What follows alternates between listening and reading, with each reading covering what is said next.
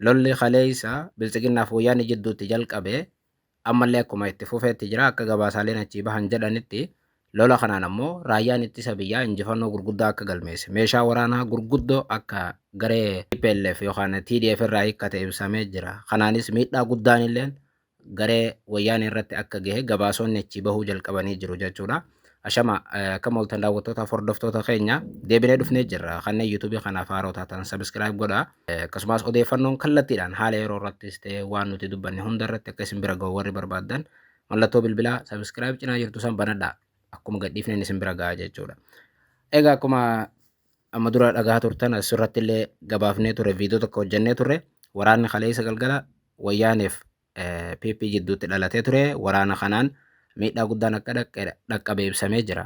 Waraana kanaan haga ammaatti maal beekuu qabna akkasumas gama wayyaaneerraa loltoota meeqaatu dhume gama waraana raayyaa ittisa biyyaarraa loltoota meeqaatu dhume waan jiruuf akkasumas meeshaalee qabaman jedhamanii fi odeeffannoo amma achii bahaa jiru qabannee dhufnee jirra.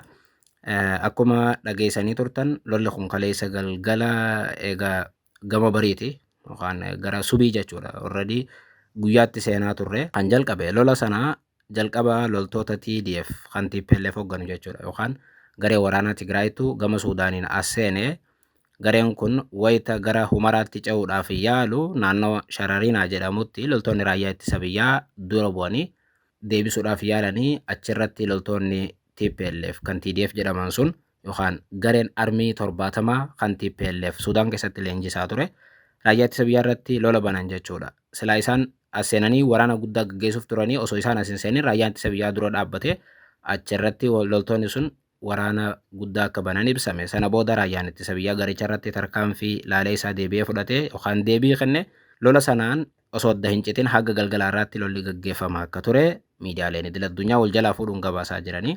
Loltoonni kun erga seenanii haga ammaatti mootummaan federaalaa yookaan lolli sun erga jalqabe haga ammaatti mootummaan federaalaa ibsa hin kennine callisuu filatee jira. Mootummaan federaalaa callisuu filatus raayyaan ittisa biyyaa tarkaanfii sanaan injifannoo akka argate gabaasaaleen hedduun bahaa jiran. Kanaafuu raayyaan ittisa biyyaa tarkaanfii fudhateen deebii gahaa waan kenneef mootummaan callisuu akka hin oolle tilmaamama. Warri TPLF immoo lolli nurratti banameera jechuun himataniiru. Isaan lolli nurratti banameera jechuun haa himatanii malee akkuma jenne lola kana isaantu jalqaba gama Suudaaniin as seenee wayita isaan naannoo Sharariinaa gahan raayyaan ittisa biyyaa dura dhaabbate raayyaan ittisa biyyaa dura dhaabbatee jennaan jarri lola bantee raayyaan ittisa biyyaa deebii laatee jechuudha. TPLF immoo ibsa isee keessatti mootummaa federaalaa kana biyya ammadiitu nu waraane ammas jinoosaayidii nurratti jalqabeera lolli nurratti eegaleera addunyaa naa birmattu uummanni Tigraay bihaa ofaa itti sujaanii jiru. Kanaas ta'e sana lolli akkuma fedhes ta'u duraanuu yeroo dheeraa sodaatamaa ture amma banamee jira.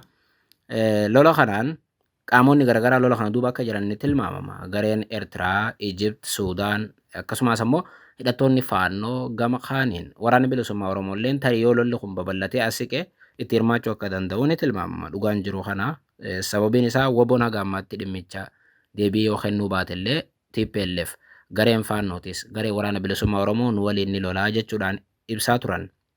Dhuguma waraanni bilisummaa Oromoo amma booda TPLF amanee garee cimdootti ni dabalamaa waan jiru nuti waan mirkaneeffanne qabaachuu baannus qondaalli olaantuun waajjira TPLF Fetelawarq Gabra Egzaabeer akkuma dhageessanii turtan waraanni bilisummaa Oromoo Finfinnee jala jira nuti immoo waraana kan gaggeessinu Abiyyi waliini Abiyyi immoo nu wajjiin qofa lola utuu hin taane WBO wajjiin wal lolaa faannoo wajjiin wal lolaa nuti immoo tumsitoota kana hunda qabna yeroo gabaabaatti 4 kiiloo galuu dandeenya jettee turte.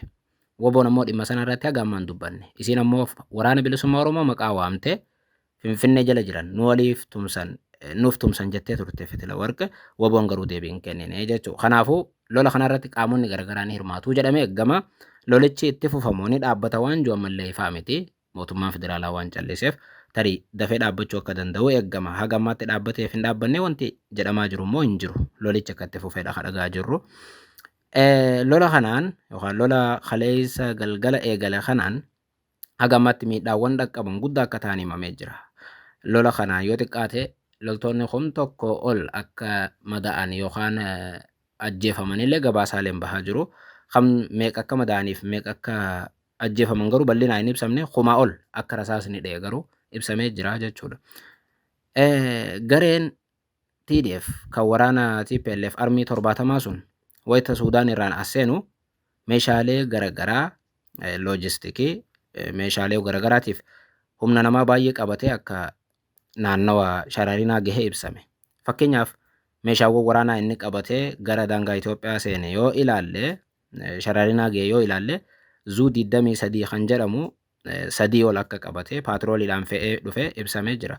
Rookeetiiwwan 107 akka qabatee dhufe gama biraatiin ammoo korneetii 2 moortarii 120 kan jedhamu habbaa tokko moortarii 82 kan jedhamu yookaan ammoo moortariiwwan jabaa addunyaa tanaa keessaa tokko kan ta'e tokko qabatee akka dhufe ammas moortarii addaa 2 akka qabatee dhufe dishqaawwan 9 miila dishqaa ittiin diran tokko RPG kan jedhaman 6 bireenii 54 snaayiparii 5 kilaashiiwwan yoo xiqqaate 1,500 gaan qabatee akka dhufe raadiyoowwan qunnamtii 180 ol konkolaataawwan ooraalii 2 konkolaataa paatroolii 2 jenereetara habbaa 2 guutumatti qabatee naannoo Shararinaa akka ga'e ibsamee jira. Haa ta'u malee tarkaanfii cimaa raayyaan ittisa biyyaa fudhateen meeshaawwan kana akka harkaa baasuu danda'e. Raayyaan ittisa biyyaa gabaasaaleen achii bahanii jiru. Dhimma kanarratti waraanni TPLF ibsa yoo kennuu baatellee meeshaawwan kun hundi harka raayyaa ittisa biyyaa akka galan gabaasonni achii bahan ni agarsiisu jechuudha. Sana qofaa miti raayyaan ittisa biyyaa erga lolli kun jalqabe tarkaanfii garee TPLF kan waraana isaanii TDF jedhaman san irratti fudhateen yoo xiqqaate ajajaa shaalakaa tokko akka booji'ame akkasumas ammoo loltoonni waraana kana keessatti yoo xiqqaate hooggantoota dabalatee 140 akka booji'amanii harka raayyaa ittisa biyyaa galan gabaasni achii bahan ni agarsiisa. San qofaa miti akkuma jennee loltoonni kan madaa'anii fi kan ajjeefaman jidduu kan rasaasni dha'e waliigala 1,000 ol akka gahan gabaasni Shararinaa jedhamtu san irraa ba'e ni mirkaneessaa jechuudha. Meeshaalee waraanaa adda addaa, meeshaalee yaalaa, meeshaaleen waa dhukaasuu danda'an, hidhannoowwan mudhii gurguddooleen akkasumas ammoo wantoonni nyaatan guddoon akka harka raayyaa ittisa biyyaa galan gabaasni achii bahe kun ragaa baha jechuudha. Walumaa galatti waraanni kun akka TPLF yaadetti waan milkaa'in fakkaatu akka inni kaleessa seenee haleellaa raawwachuuf yaale san akka hin milkaa'in gabaasni kun mirkaneessaa. Raayyaan ittisa biyyaalleen haga ammaatti garuu waraanichi baname kanarratti ibsa hin kennine callisuu filateera. Yoo ta'es garuu qaamoleen raayyaa ittisa biyyaatti dhiyeenya qaban hedduutu jira kan gabaasa kana baasanii. San bira kutee gama TPLFin garuu akkana miidhamneerra yookaan waraanni keenya hagana miidhameera waan jaan hin qaban. Pirezidaantii itti aanaan garuu AFPdhaaf yaada kenneen haga ammaatti miidhaa fi wanni dhaqqabe adda baasuu yoo baannellee waraanni itti fufee jira jechuudhaan galgala irraa ture kan ajaansi France Press waliin afgaaffii taasisanii walumaa galatti waraanni kun ammallee itti fufamuun dhaabbata kan jiru bullee ilaalla. Waraanni kun akka itti hin fufne garuu waa baay'eetu agarsiisa. Wayyaanee kun waraanni guutummaatti guddaa yookaan waraana waliigalaa akka ta'etti ibsanii jiru. Mootummaa federaalaa garuu callisuun isaa waraanni kun karaa dheeraa akka hin deemne yookaan waanuma takka badbad jee dhaabbata akka ta'e mirkaneessaa hundaafume waraanni kun hagam ture yookaan hagami dhaabbata waan jiru takka ni bulleetuma ilaalla. Yeroo gaarii injifannoon ture kana fakkaata gama raayyaa ittisa biyyaati. Kan gama TPLF garuu amma ammaatti nuti odeeffannoo waan hin qabneef hin ibsini walitti deebina.